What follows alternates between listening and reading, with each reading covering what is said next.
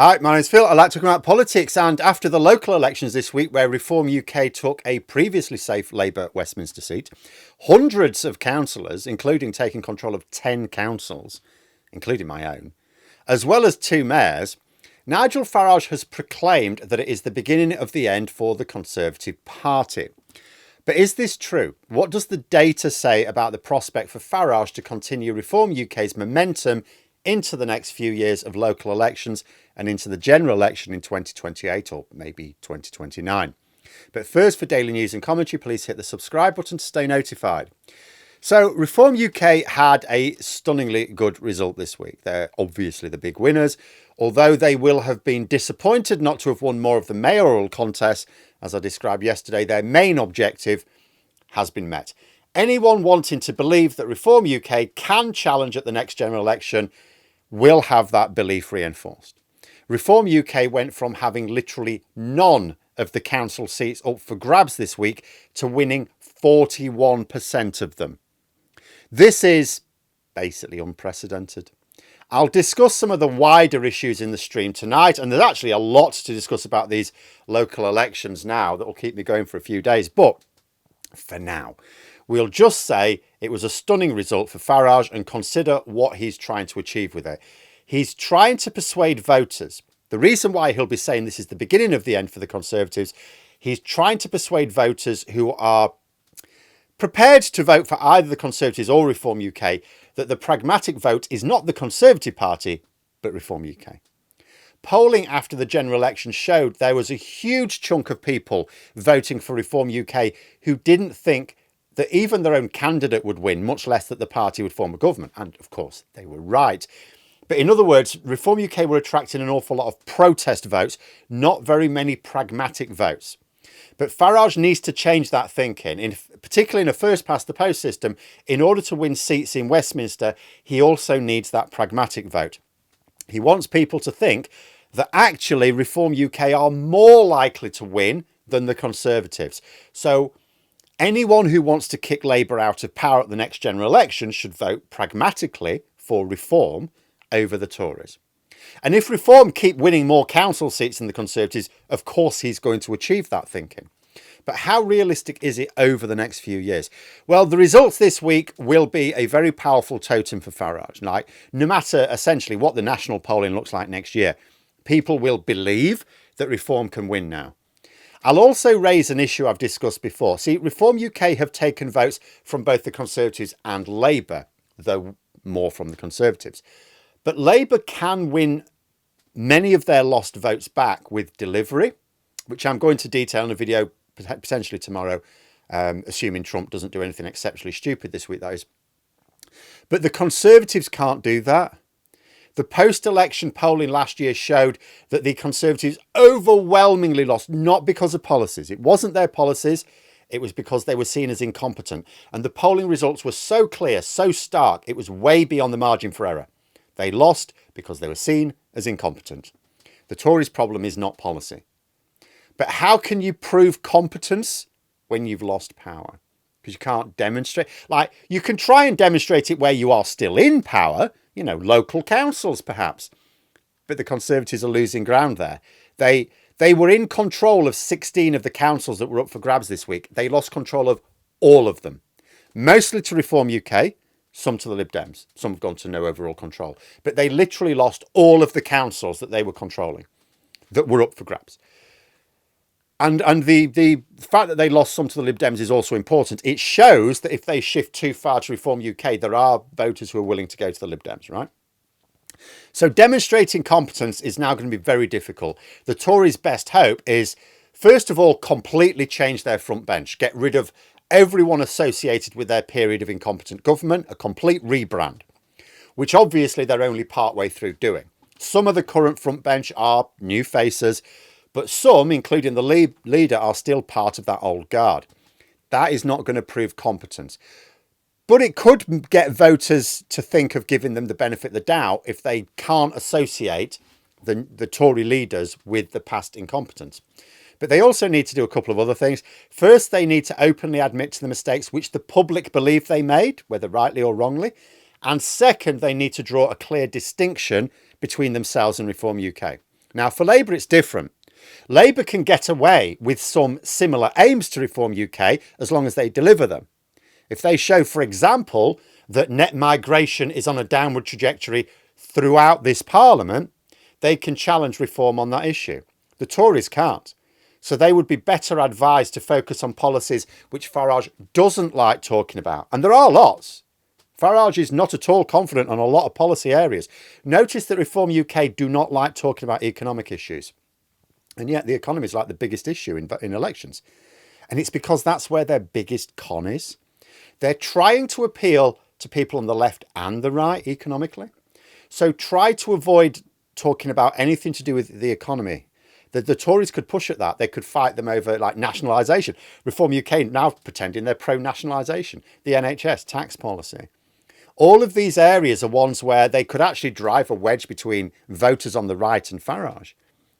So you could have a situation where the Tories drive that wedge between right-wing voters and Farage, and Labour, with their delivery, drive a wedge between left-wing voters and Farage.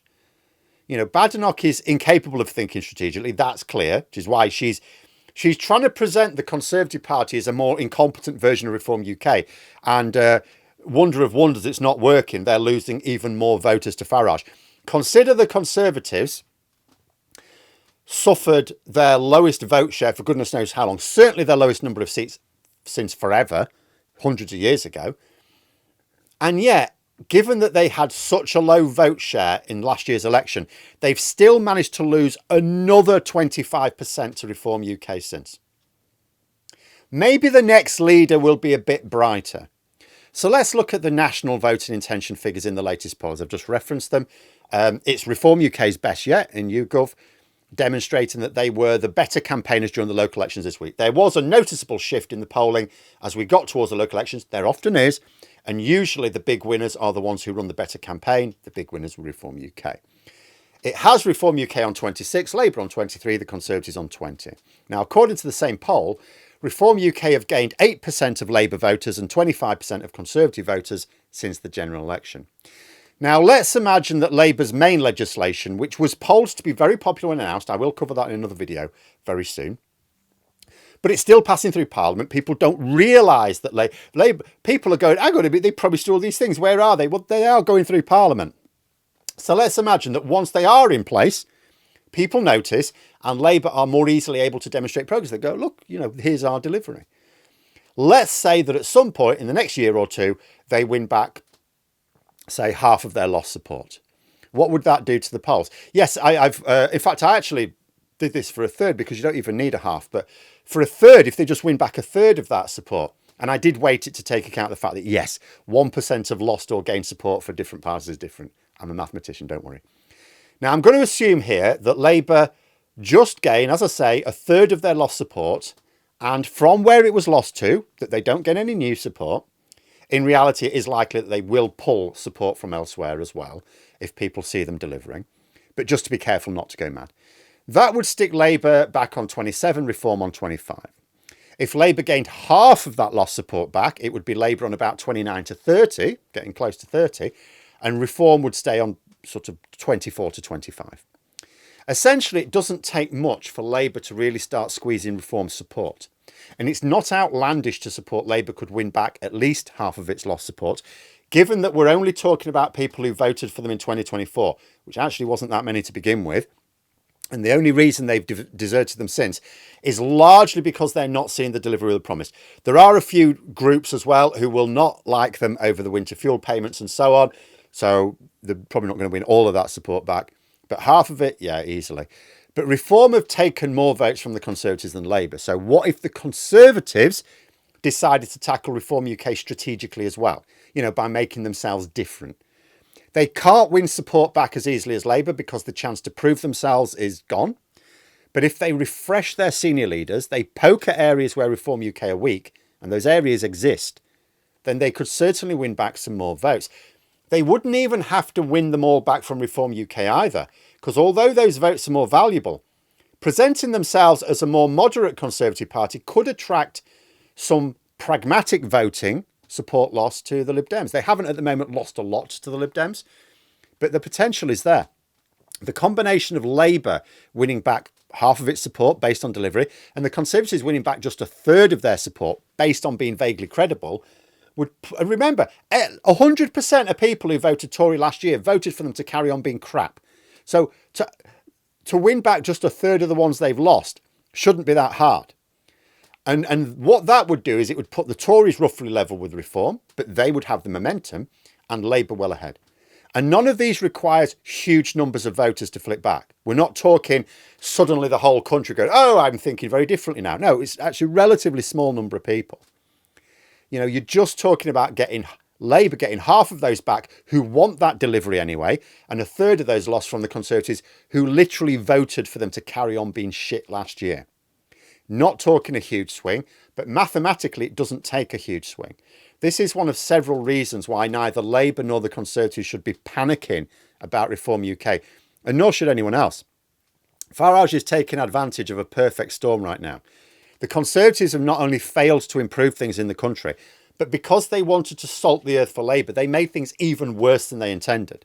So they've massively lost credibility. And Labour are passing the major legislation that they promised, but people don't follow legislative passage and the media can't be asked talking about it. So they don't know about it. So they're just looking at Labour going, well, you promised to do these things and you're not doing it. It's like, yeah, but they will. And let's be honest as well, Labour have committed some unforced errors. I've already referenced the winter fuel payment. That's probably top of the list. But it doesn't take much of a swing back to each of those two big parties before Reform UK looks like they're going backwards. Remember, Farage needs people to believe that Reform UK can win power, not just more seats. Not just the odd council, actual power in Westminster. If he gets squeezed with a combination of a rebranded Tory party and Labour's delivery over the next couple of years, that strategy falls down. Remember, UKIP were looking very strong at one point, collapsed completely. And of course, this is to say nothing of the other headwinds Farage will face. He now has lots of elected Reform UK politicians. Many of them are incredibly terrible people who will cause many scandals. There's also the prospect for his support for Trump and Putin to turn voters away, and his recorded statements that the NHS should be privatised will cost them even more votes, especially as Labour make more improvements to the service. That all being said, one final potential twist. So going back to the original prospect of Reform UK wiping out the Tories. So there is a scenario, reasonably feasible scenario, whereby Labour can win back a big chunk of their support, weakening Reform UK, but Reform UK still wipe out the Tories.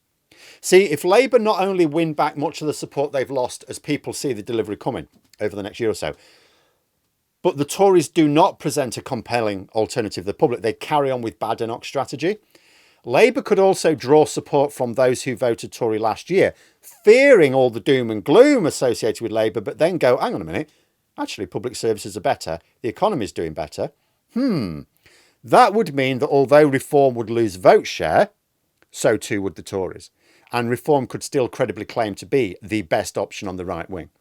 In other words, although if the public start to recognise Labour's delivery of the policies that remain popular today, and that will weaken Reform UK, the Tories also have to squeeze their vote if they are to survive.